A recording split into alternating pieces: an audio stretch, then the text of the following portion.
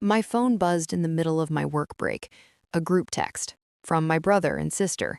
It said, "Don't come, you'll make it weird." My father's funeral. They were talking about my own father's funeral. I stared at the screen. Then a second notification came in, an unknown number. I almost didn't answer that call, but that call is the reason I'm telling this story. My name is Renata. I'm 34 years old. I live in a one-bedroom apartment in Columbus, Ohio. It's small, it's mine, and I worked for every single thing in it. I'm a loan processor at a regional bank. Nothing flashy. My family made sure I knew that. My sister once called my job a glorified desk position. My brother laughed. My stepmother said nothing, which somehow felt worse. I'm the youngest of three. My dad remarried when I was 9 years old. After that, everything shifted.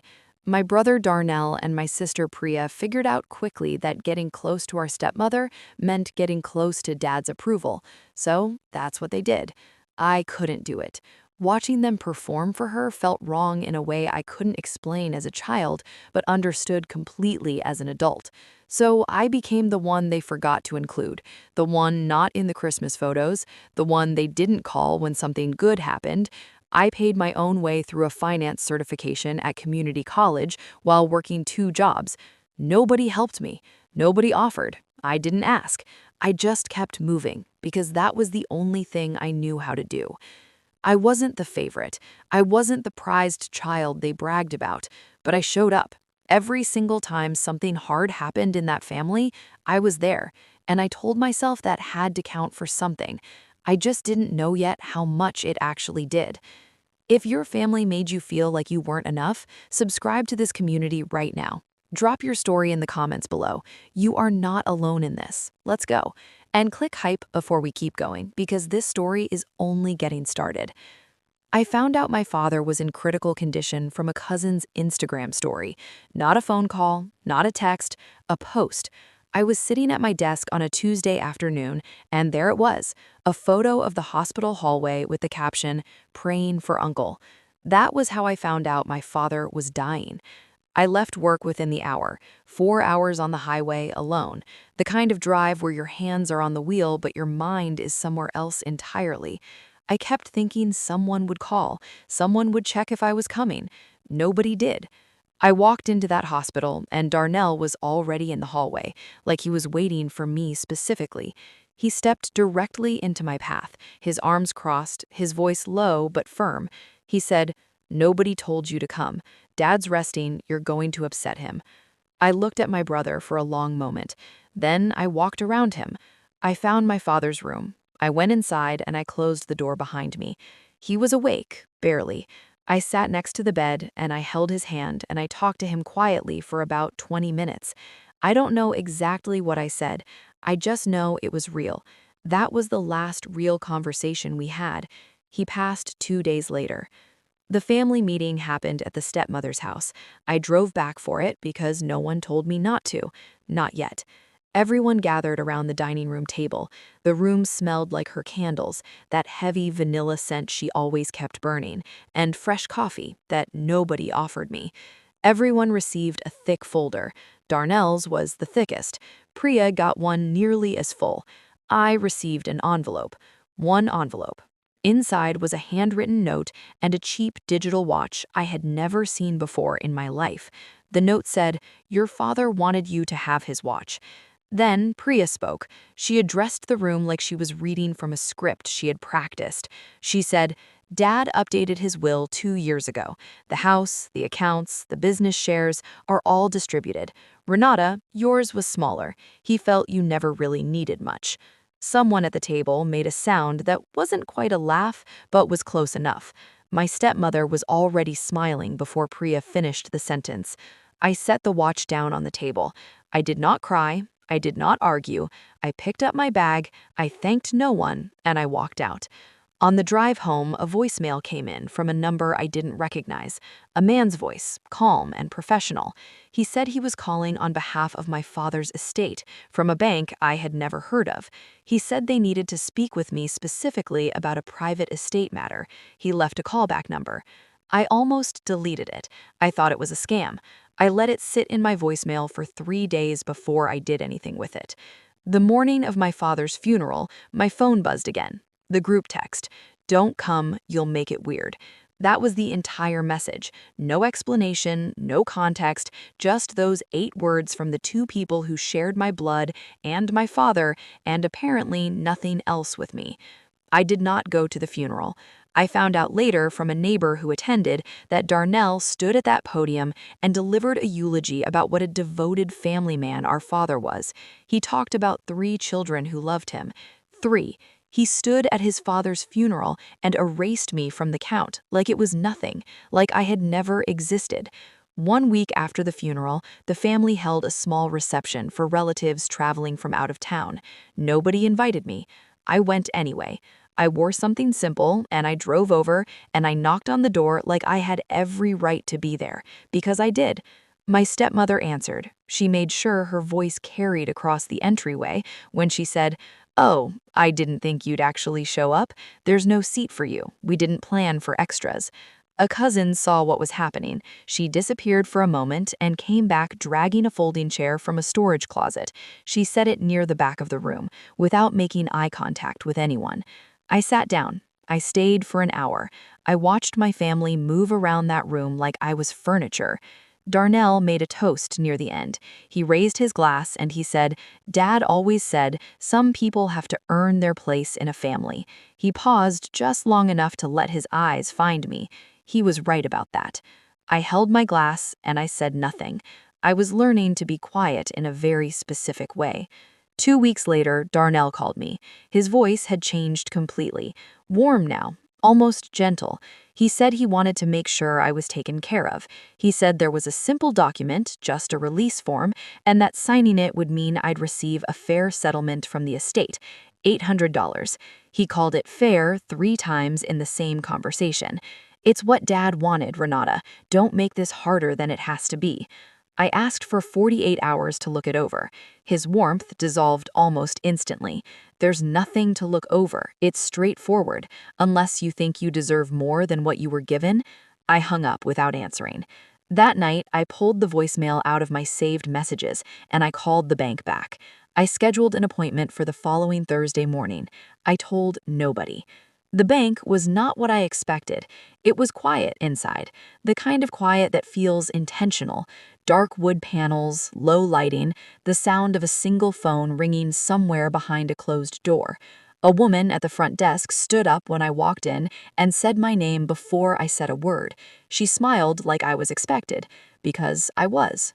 She walked me down a short hallway and into a private room. There was a pitcher of water on the table. She poured a glass for me and set a folder down in front of my chair. Then she left and closed the door softly behind her. I sat there alone for a moment before I opened it. What they didn't know was that my father had 2 lives. The one they all watched and performed inside, the dinners and the approvals and the careful politics of who stood closest to him at family events, and then the quiet life he lived when none of them were paying attention. My father used to call me every Sunday evening, without fail. Darnell used to call them Dad's pity calls. He said it once in front of me at a holiday dinner, and everyone laughed, including Priya. My father didn't laugh. He just looked at his plate. I thought about those calls differently now. I thought about 2 years ago when he drove 4 hours to Columbus without telling me he was coming. He stood in the middle of my apartment and turned slowly, taking in everything. The furniture I had bought piece by piece, the certification framed on the wall, the small kitchen with nothing wasted. He was quiet for a long time. Then he said, "You built this yourself, didn't you? Good. Hold on to that." I didn't understand what he meant. I do now. While my brother was sending deadline threats and my stepmother was posting grateful family photos online without my name anywhere near them, I was sitting in a private bank office, beginning to understand that my father had never once stopped seeing me, not for a single year, not ever. I closed the folder. I thanked the officer. I scheduled a follow-up appointment with an estate attorney for the following week. Then I drove home and I made dinner, and I did not tell one single person what I had just learned. His name was Gerald Ashworth. He was my father's original attorney, the one who had handled his affairs for years before my stepmother decided the family needed someone new. Gerald had seen the obituary. He noticed my name was not listed among the surviving children. He reached out to me through a mutual contact about 2 weeks after the funeral. We met at a coffee shop near my office. He arrived before me, already seated, a cup of black coffee in front of him and a legal pad on the table. He was in his late 60s, steady and unhurried in the way that people become when they have spent decades watching other people panic. He waited until I sat down, and then he said, "Your father came to see me privately about 18 months ago. He didn't mention it to your siblings. There was a reason for that." Gerald explained that he had helped my father open a separate account years earlier. It had been funded slowly and quietly over more than a decade, built in small, careful deposits that never drew attention. It was designated solely for me. Gerald had also kept documentation over the years of the pressure my stepmother applied, the conversations that shifted estate decisions, the slow and systematic effort to reduce what my father intended to leave me. He offered to represent me. He said he wouldn't charge me anything. That same week, Darnell's messages shifted from persuasive to aggressive. He sent a written notice saying I had until Friday to sign the release, or he would consider any further action on my part to be a bad faith contest of the estate. My stepmother posted a photo of herself standing in the living room of my father's house. The caption said, "Home is where the love is." She tagged Darnell. She tagged Priya. The post had over 100 comments before I even saw it. Priya texted me privately. Her message was 3 sentences. She said I was never going to get much anyway. She said I should sign and move forward. She said I would embarrass myself if I didn't. I read every message carefully. I saved every one. I forwarded them all to Gerald. They thought my silence meant I had given up. They had already decided how this ended. They were not paying close enough attention. Gerald filed a formal request for an estate review. He cited the private account documentation and submitted evidence of a pattern of undue influence on my father during the final years of his life. A meeting was scheduled at Gerald's office. All parties were required to attend. Darnell arrived with his hands in his pockets, the posture of a man who expects to win without working for it. Priya sat beside him, already scrolling her phone. My stepmother came with her own attorney, a younger man in a stiff suit, who set his briefcase down on the table with more confidence than the situation called for. They barely acknowledged me when I walked in. The stepmother's attorney opened first. He straightened his jacket and said his client was prepared to offer a revised settlement of $2,000 in the interest of avoiding prolonged proceedings. He said it like he was doing me a favor. Gerald let the words settle in the room. Then he opened his folder. He placed the account documents on the table. 11 years of quiet, consistent deposits, a total balance of $91,000, legally designated solely in my name. He let everyone read the numbers before he said anything else. Then he placed a second set of documents beside the first, printed emails, call logs, and a transcript from a recorded phone call obtained legally under state law in which my stepmother told her own attorney that the youngest one had never mattered and had never done anything for her father. Nobody spoke for several seconds. Darnell's face shifted. The confidence drained out of it. He said, "That account is not real. He would have told us." Gerald looked at him without expression and said, "He told exactly who he intended to tell." I had been quiet the entire meeting. I spoke then. I kept my voice level. I said, "You removed my name from his obituary. You sent me a text telling me not to come to his funeral. You handed me a watch and $800 and called it fair." I paused. I let that sit. He spent 11 years making sure I would be okay. That tells you everything about what he actually thought. My stepmother turned to her attorney and said this was manipulation. She said I probably influenced my father. Her attorney started to speak, and Gerald stopped him. He said, "The account predates the marriage by 3 years." Priya put her phone face down on the table. She did not look at me again. The stepmother's attorney asked for a recess. Gerald granted it. They left the room. They did not come back to contest anything. Gerald finalized the transfer within the week. I walked out of that building into the middle of a bright afternoon. I didn't call anyone. I didn't post anything. I just found my car and drove home. I paid off my car first, then I built a 6-month emergency fund and put the rest somewhere safe and considered. My stepmother vacated my father's house sooner than expected. The estate review had surfaced some additional financial complications that Gerald quietly passed along to the appropriate people. I heard about it from a cousin. I didn't ask for details. Darnell called once. I watched the phone ring. He didn't leave a voicemail.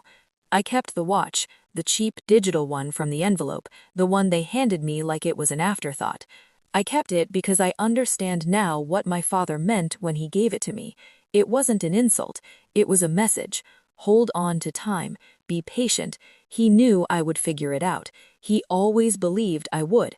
They thought they were cutting me out, but my father had already written me in, quietly and carefully in the only language that couldn't be argued with or rewritten or taken back. Numbers don't lie, and he neither did. If your family ever tried to push you out of what was rightfully yours, especially while you were grieving, I want to hear your story. Subscribe and share it in the comments below. You deserved better then, and you deserve to be heard now. Click hype to help this story reach someone who needs it today. Standing up for yourself is tough. If you've been there, subscribe and become part of our community. Let me know this story helped by clicking hype. And tell me where you're watching from. I love seeing how far these stories travel.